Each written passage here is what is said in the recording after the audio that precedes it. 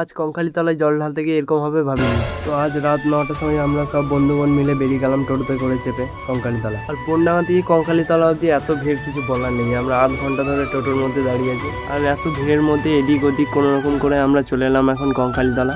আর এত কষ্ট করে দেখো সবাই কত সুন্দর সুন্দর প্রতিমা এনেছে।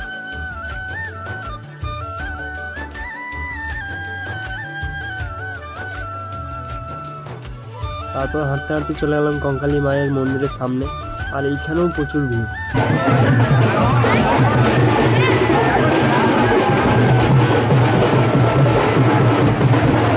তোমাদেরকে আজকে সবথেকে কিউট মূর্তি দেখাই, দেখো কি সুন্দর লাগছে, তাই না?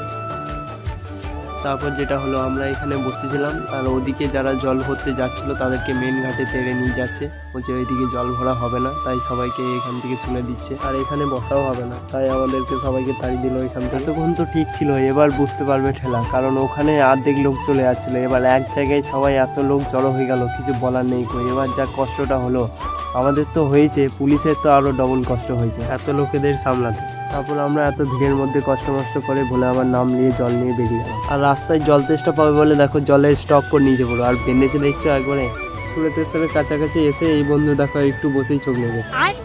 দুটো ঘোড়া এত ভারী, কি বলবো, আমার ঘাট তো বেঁকে গেল একবার।